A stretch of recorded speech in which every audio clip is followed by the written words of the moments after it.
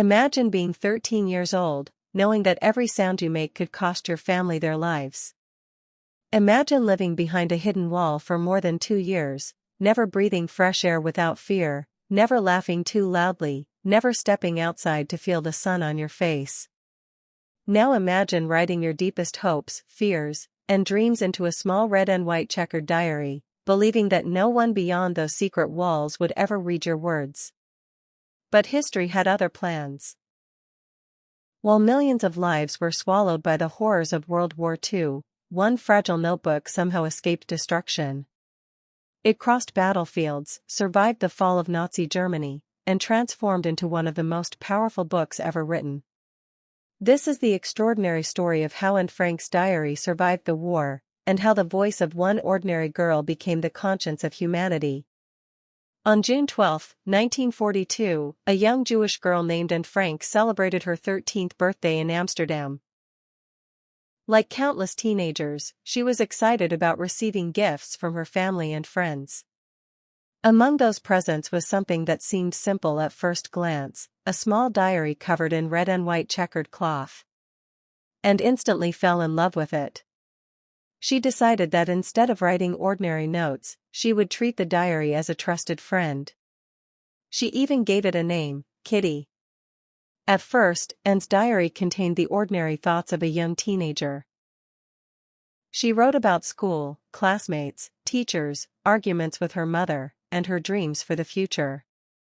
She never imagined that only a few weeks later, her entire world would collapse. The Frank family had already been living under Nazi occupation since Germany invaded the Netherlands in May 1940. At first, many Dutch citizens believed the occupation would be temporary. Instead, life became darker with every passing month. Jewish families were stripped of their rights one restriction at a time. They were forced to wear yellow stars of David on their clothing. They could no longer ride bicycles, attend public schools, visit parks, cinemas, swimming pools, or even walk freely through their own neighborhoods after certain hours. Anne noticed every change.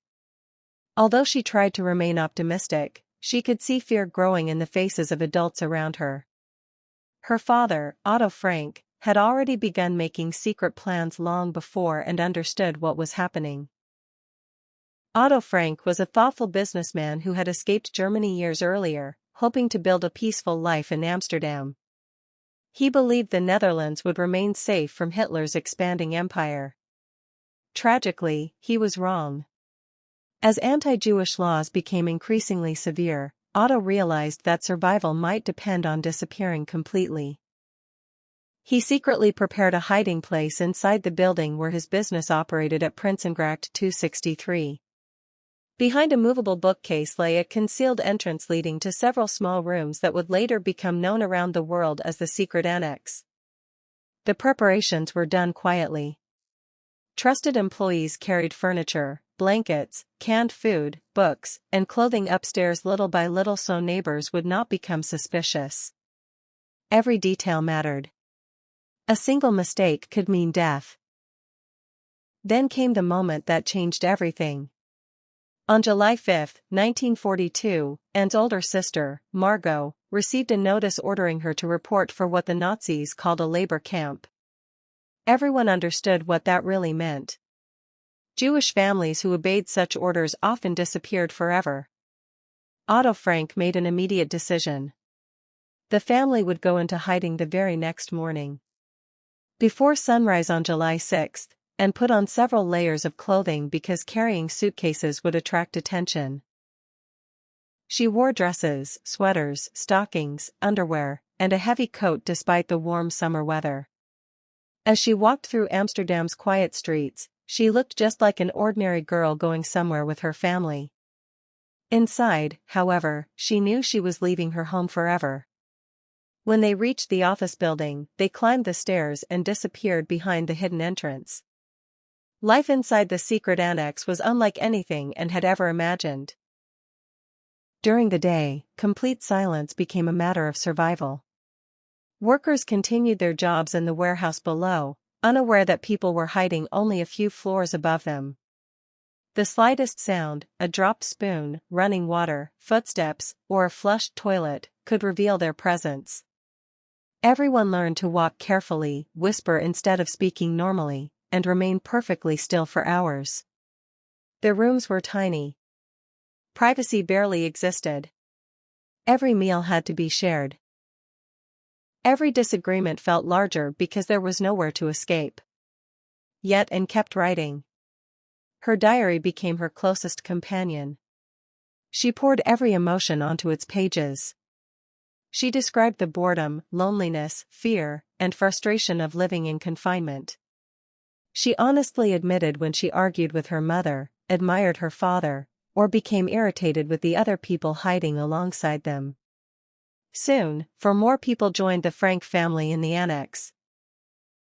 Herman, August, and Peter van Pels, followed later by dentist Fritz Pfeffer. 8 people now shared a space never designed for permanent living. The pressure was enormous. Food became increasingly scarce as the war continued. Their helpers risked their own lives to bring groceries, books, newspapers, and news from outside. Every visit carried incredible danger. If any helper were caught assisting Jews, imprisonment, or execution could follow. Among those courageous helpers was Miep Gies.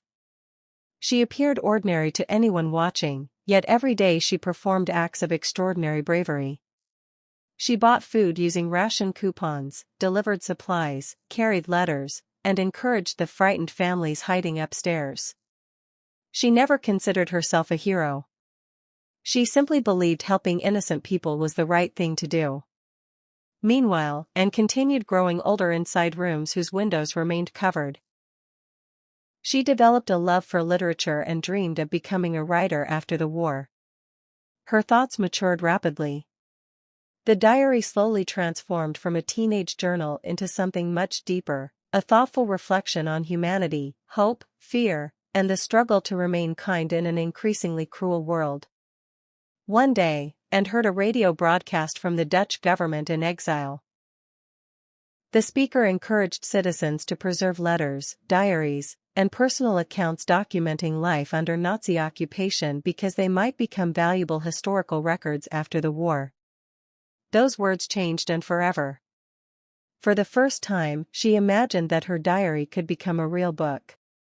She began rewriting many of her earlier entries, improving descriptions, changing names, adding details, and carefully shaping her experiences into a story she hoped people would someday read. She had no idea that this decision would determine how the world remembered her. Outside the annex, World War II continued to rage. Allied forces landed in Normandy in June 1944, raising hopes that liberation might finally be near. Hidden families listened anxiously to every news report. They dreamed about freedom, about walking outside again, about sleeping without fear of arrest. And wrote with renewed optimism. She believed the nightmare might soon end. But destiny had one final, devastating chapter waiting for everyone inside the secret annex.